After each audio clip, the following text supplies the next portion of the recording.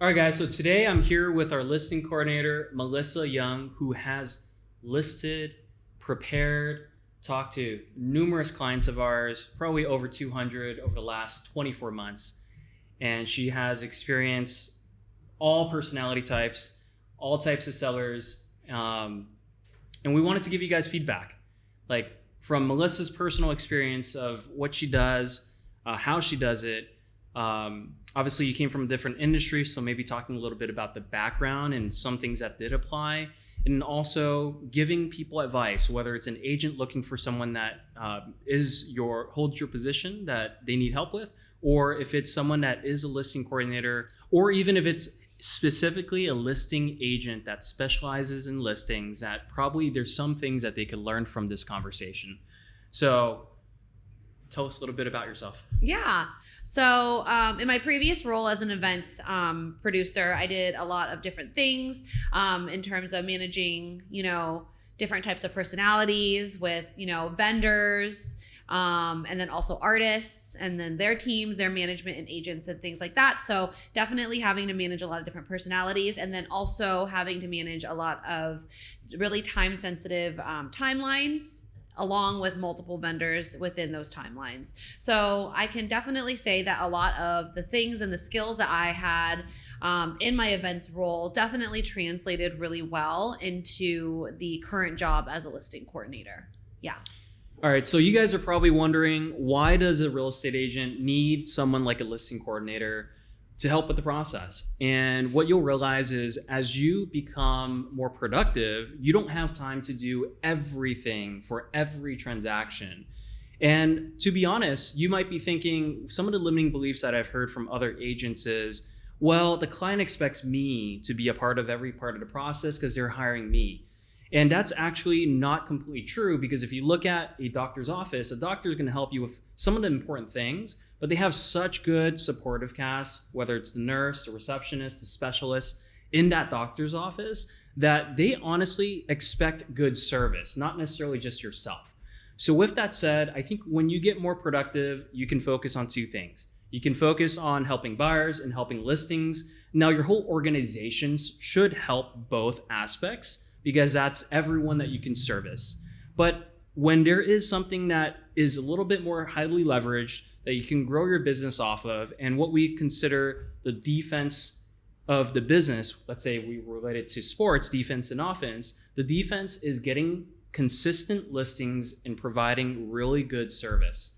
And that's when you're gonna need someone like Melissa to be boots on the ground, meeting with clients, negotiating contracts, making sure that timelines are fulfilled, which Melissa is going to share a bit more of, like the nitty gritty of the day-to-day of helping 1 or 10 clients at one time. So Melissa, maybe you can share with us, my part is handling the first call, understanding what the client wants. Once we get to the appointment, high level, I will pre-plan the business plan, so to say, of the prep. But what do you specifically do, and how do I introduce you so that there's flow with the client, and the client obviously still continues the conversation with us all together? Yeah, so I'm highly involved in the pre-listing process. You normally bring me on, I would say, after the first consultation. There have been times where I will attend the first consultation with you, just depending on the client and their comfortability with how many people they want there, and just kind of where they are at in the stage of their selling process.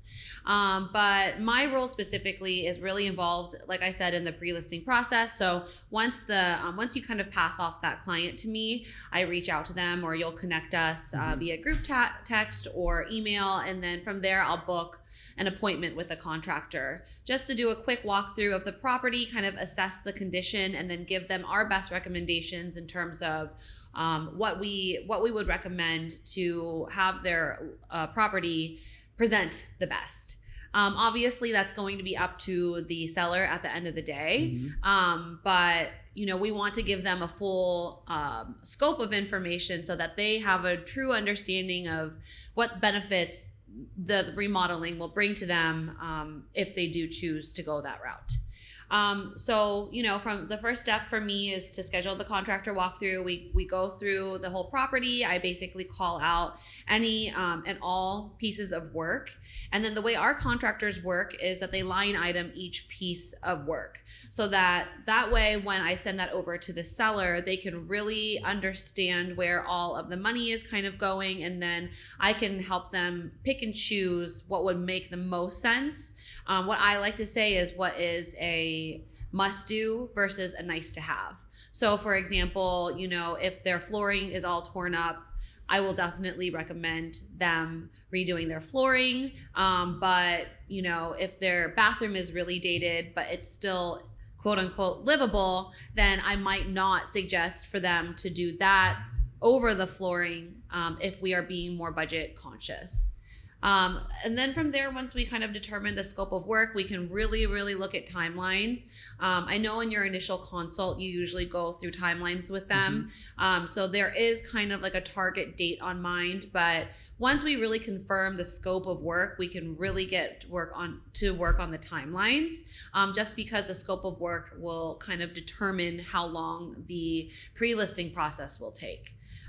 Once we have the start date and the end date of the contractor work confirmed, I only need about a half a week to prepare the listing to hit market. So what that kind of looks like is if we end work on a Friday with the contractor, we'll have cleaning on Saturday, staging on Monday, photography and videography on Tuesday, and then inspections on Wednesday, hit market on Thursday. So you can see that it works really, really quickly after the contractor work has ended. Yep. Makes sense. You talked about a lot in kind of the preparation process, but maybe we can dive a little deeper into maybe just off the top of your mind, every single type of vendor that we potentially could employ or engage depending on the property. But let's say you can think of maybe a recent property that needed a little bit more than others. Like, who are some of the other vendors that we engage to make sure that we can prepare the property properly? Yeah, so outside of a contractor, we obviously use like a home inspector, termite inspector. A lot of the properties that we have now require sewer lateral compliance, which is a point of sale ordinance in many cities. So we will have like a plumber vendor come out and do a video inspection of the sewer lateral. Outside of that, we also have some specialty vendors that will do fencing, decking, roofing, and so forth. So our vendor list is very large. We also have a lot of different vendors in the same department. That way we can always ensure that we're offering competitive pricing. So, now that I've shared kind of what my role looks like, I know that we touched pretty heavily on the home improvement program that we have.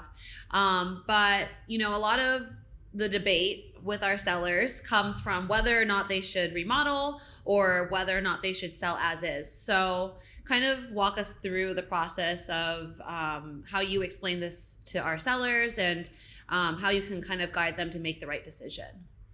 It's a very important decision that they have to make because they always have the choice to just sell the house the way it is right now. And of course, it varies in degree of what they've done already. And more often than not, it wasn't a recent kind of updated house, which means that if they sell it the way it is, they could prioritize convenience, but they're leaving money on the table in terms of attracting the right person that will fall in love to pay a higher price or negotiate a higher price in better terms. So we give the options to our sellers because we want to make sure that if there is a way and they know they have a choice to get more money from the sale, that they can choose it.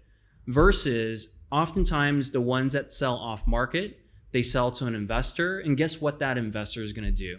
That investor is going to do the work that we would potentially recommend and make the money off of the seller when the seller is already out of the picture. So when sellers engage a real estate agent like us, we act as a fiduciary on behalf of them to make sure they make the best decision. Sometimes that best decision is still prioritizing speed and just selling it the way it is, depending on life's circumstances. But I will tell you, majority of the sellers don't prioritize speed. They have one house to sell over the period of the rest of their life cycle. And we want to make sure that they know that there are benefits that we can do a little bit more upfront so that they could benefit from selling for a higher price and at the end of the day, pocketing more money so they have more to fund the rest of their lives. But with that said, once a seller is clear that, hey, look, Wilson, Melissa, the own team, I believe I want to do more to my property because I understand that I could, and also that I could net more from the sale. I guess, what are your best tips when it comes to communicating with clients during that process? Because you can probably think of the varying degree of types of clients we work with, from some that live in the house to some that are out of state. What are some things that you do to communicate best for our clients? Yeah. So we definitely have to navigate a lot of different personalities. Some sellers want to be highly involved in the whole process, specifically in this home improvement that we're talking about. And some sellers hand us the keys and they're never to be seen again. Right. So I definitely think that you have to understand the seller, how they want to communicate and how they want to do so moving forward. My biggest thing with sellers, and then during this whole remodeling process that I think works really well throughout the entire remodeling and renovation phase, is just to make sure that the sellers are being communicated with every decision along the way. So, whether or not that's going to be something that costs them money, or if it's just an aesthetic or design kind of aspect to it, I think that most sellers want to be communicated with, whether or not that means, hey, asking them for their approval to move forward, or just simply letting them know. I don't think anybody wants to be left in the dark or feel like they have no idea what's going on with something that's this important to them. So just communicating with them along every step of the way, I think goes a long way. And it also shows to them, it helps them understand the process. So if things are getting delayed for any reason, they'll understand why, because you've kind of been communicating with them throughout the entire time. Or if something doesn't go, the way that we planned, in terms of, for example, if like the hardwood floors are not as nice as we thought underneath the carpet, but we, let the seller know beforehand, like, hey, we're going to try to refinish these hardwood floors. We don't know the condition, but once we pull up the carpet, we can let you know. So giving them that information and kind of helping them understand it, instead of just popping the question as we're pulling up the carpet, like, hey, this is not okay, like we have to put in new floors, is definitely going to kind of ease their decision making throughout the whole process. I think the key takeaway that we want consumers and sellers and homeowners to know is they have choices. And I think we've encountered some situations where they felt helpless or they felt like they weren't in charge as much as they are the owners. Maybe you can give us some highlights of some things that have happened in the past and how we were able to create a win-win for the client so that they felt comfortable moving forward and ultimately selling for a better price. Yeah, so I know that a lot of sellers, as they're kind of going through the selling process, will interview multiple agents, which makes sense. In one case, recently, we had a seller who was interviewing multiple agents, and she kind of shared her thoughts behind those when she decided to ultimately work with us. And she had shared that previously with the other agents, she just really felt like they were trying to take control of the whole process. They weren't offering her competitive pricing. They were only kind of just telling her what to do instead of asking her what her kind of feeling and decision making was in that whole process. So it didn't feel cohesive to her.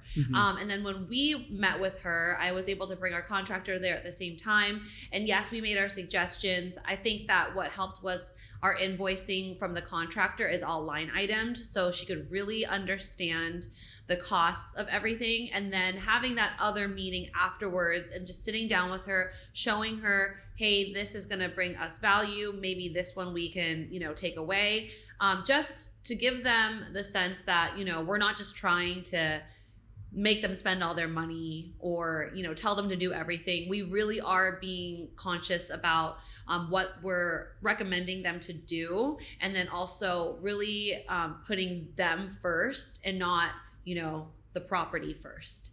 And then outside of that, offering clients and sellers the option to be able to work with their own contractors or vendors if they have strong ties to someone that they feel more comfortable with, I as a listing coordinator always share with them that I am more than happy to work with any of their contractors and vendors, and I can still project manage the property and the renovation like I would if we were working with one of our vendors. Staying on a point of project management and being organized, I'm sure, I'm going to ask you, like, how do you do it, especially during the peak spring summer market when we have a dozen or more listings that have varying degree of obviously people you're working with, and also varying degree of what we do to properties.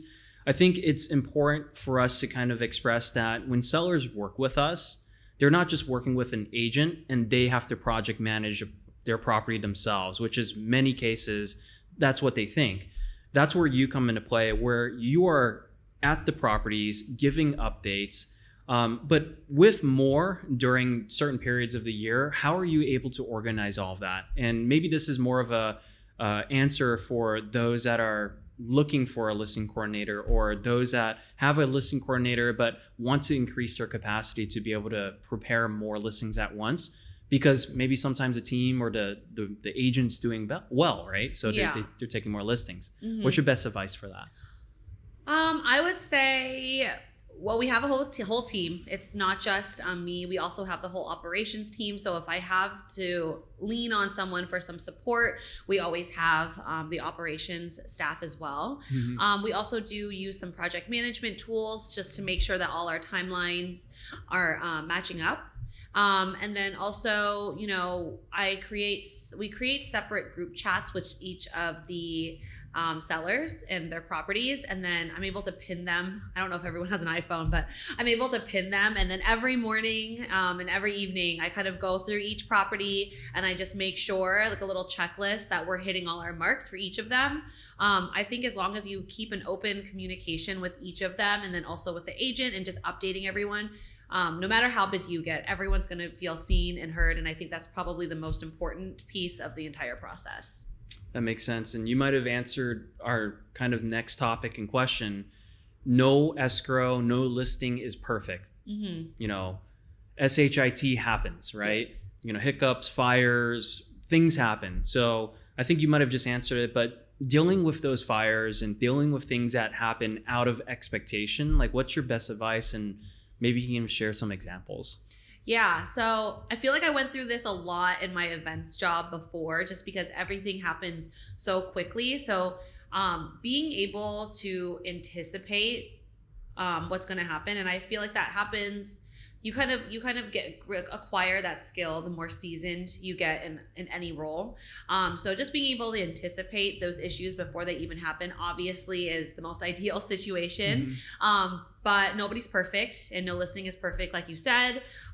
So I think if something does happen, you just really need to be honest about it. Share it with your team, mm-hmm. share it with the client, and then have a solution already prepared to move forward from that. And I think from there, people are more willing and more quick to move forward, rather than just presenting them with a problem and then not having a solution. Right. So there's some structure to when shit happens, how to take care of it, how to communicate it.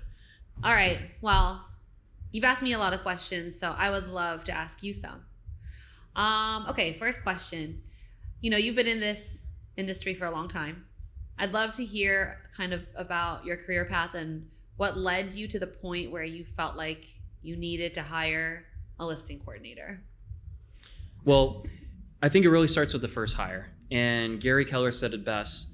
When you're doing everything you can with your time, energy, efforts, but you hit a ceiling of achievement, it usually means you're missing a person. It's not that you have all the time in the world, because we don't, right? We all have our same 24 hours. Of the 24 hours, we need to eat, sleep, and do what we need to. And there's a portion of it that we dedicate to maybe what we do for a living, work, or our career. It starts with the first hire, which is usually an executive assistant who does everything, including the listing coordination role. If you hire right, then it enhances your time as an agent to be able to serve more clients on the sales side. And eventually you have to, give away certain other responsibilities, such as, let's say, servicing buyers. And eventually your executive assistant needs to specialize as well, whether that's becoming a listing coordinator specifically, or being a transaction coordinator, a closing coordinator, someone that focuses on marketing. And whether this person focuses on the listing coordination role or not, that's when we have to find a specialized person that will be patient enough, consumer facing, and organized enough to be able to deal with and help our sellers. And talking about the milestone of making the decision to hire and find a listing coordinator, the next question is, what qualities or track record or history of a person that you're about to hire for the role, what do you look for? And I guess in your words, what are some qualities that you feel make a good listing coordinator? Definitely organized, quick decision making. But then outside of just those kinds of skills of project management skills, I think just being like really personable. You're working with sellers. In a lot of cases, it's a very emotional transaction. Mm-hmm. They're selling a family home. They're selling your first home. They're selling, maybe their mom or father just passed away. So there's a lot of different kind of variables and factors when we're working with clients. So I definitely think whoever takes this role has to have a very good understanding of like how to read the room and how to best kind of connect with that seller. I know I talked about like communication style before, but being able to understand that and to carry that through along the process, I think is going to make the listing coordinator the most effective for both the client and for the agent. Makes sense. Yeah. What about you? What were you kind of looking for when you hired me? Definitely someone that is resourceful, that can figure things out. I think the thing that resonates that you said earlier was don't come with a problem, come with a solution already if you have a problem, or suggesting one at least, so we can move things forward quicker. So resourcefulness, organized is like, you have to be, and a good communicator, because you're dealing with so many people. Of course, the listing agent is handing the communications to this individual to nurture and to engage with, in this case, a seller, whoever it is. I think the communication piece is really important, because you can be a robot and just be task oriented. It's probably not going to work for this role. You have to be someone, like you said, that's personable, to understand the circumstances, because every person that you deal with and every property is very unique. There are some, A through Z similar things that happen throughout the preparation of a listing, but every person you deal with and every property is very unique. So there's different ways that you have to communicate information, and it has to be timely. So, Well, I think that wraps up what a listing coordinator does. If you are interested in learning more about my role for your team, please feel free to reach out. Or if you're a seller interested in learning more about the pre-listing process or what we might be able to do for you, please feel free to reach out as well.